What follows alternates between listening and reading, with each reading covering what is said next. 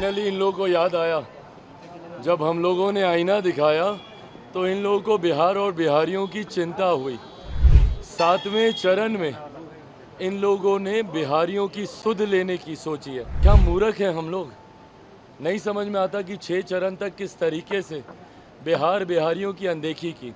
आखिरी में आकर अगर आप सोचिएगा कि बिहार और बिहारी आप लोगों का समर्थन कर देगा तो कतई नहीं होने वाला है। फाइनली इन लोगों को याद आया।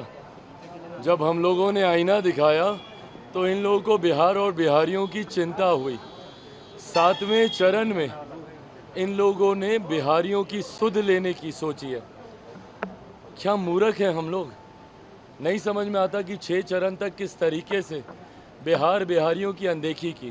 भाई अगर आपको नहीं ज़रूरत है तो नहीं साथ देने वाला है बिहारी। आखिरी में आकर अगर आप सोचिएगा कि बिहार और बिहारी आप लोगों का समर्थन कर देगा तो कतई नहीं होने वाला है। ये फैसला पहले ही अब तैयार हो चुका है। 4 तारीख को औपचारिक ऐलान इसका होना बाकी है, पर फैसला तैयार हो गया। कल 6ठे चरण का भी मतदान हुआ, उसकी भी जानकारी आप सबके सामने आई होगी। किस तरीके से एनडीए गठबंधन, अगर मैं राष्ट्रीय स्तर पर अगर मैं बात करूं तो लगभग 350 से ज़्यादा सीटों पर अभी तक परिणामों में हम लोग पहुंच चुके हैं। बिहार में 40 की 40 सीटों की एक औपचारिक घोषणा 4 तारीख को होनी बाकी है।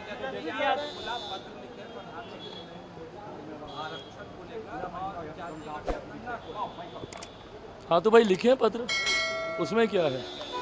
आरक्षण को लेकर हम लोगों की सरकार की, मेरे प्रधानमंत्री जी की, देश के गृह मंत्री की, तमाम एनडीए के घटक दलों की नीति पूरी तरीके से स्पष्ट है। और जो लोग आरक्षण को लेकर डराने का प्रयास करते हैं, भाई कांच की हांडी बार बार नहीं न चढ़ती। 2015 में ये प्रयास आप लोग कर देख चुके हैं। ऐसे में ना आरक्षण को कहीं कोई खतरा है, ना संविधान को कहीं कोई खतरा है। जिस तरीके का भ्रम, डर फैलाने का ये लोग प्रयास कर रहे हैं, इस बार बिहारी डरने वाला नहीं है। बिहारी जानता है कि ये बातें बोलकर सिर्फ आप भ्रमित इन लोगों को करना चाहते हैं। तेजस्वी यादव कह रहे हैं कि प्रधानमंत्री मोदी जेल भेजने की बात कर रहे हैं 4 दिन के बाद, वो डर गए हैं। 75 साल का बुजुर्ग, अब 34 साल के युवा से डर गए हैं प्रधानमंत्री। भाई देखिए, ये तमाम बातें न्यायिक प्रक्रिया का हिस्सा है। किसी को डराने की सोच के साथ नहीं। आपने भ्रष्टाचार किया है तो आप पर कार्रवाई होगी। दुनिया की कोई ताकत आपको बचा नहीं सकती अगर आप दोषी हैं। और यही बात मेरे प्रधानमंत्री ने कही। जहां तक रही बात डर की, कौन डरा हुआ है ये इनके बयानों से। जैसे जैसे बयानों की तीव्रता बढ़ेगी, प्रशासन की मिलीभगत है, कॉन्स्पिरेसी है, ये इसका एजेंट है, ये उसका एजेंट है। अभी तो हम बोल रहे हैं कि जिस दिन से आप लोग एग्जिट पोल शुरू कीजिएगा उस दिन से ईवीएम पे भी ठीकरा फोड़ना शुरू हो जाएंगे।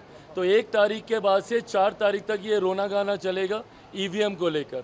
और 4 तारीख के बाद तो फिर स्पष्ट ही हो जाएगा कि ईवीएम का दोष है, कैसे एनडीए को 400 प्लस सीटें आ गईं।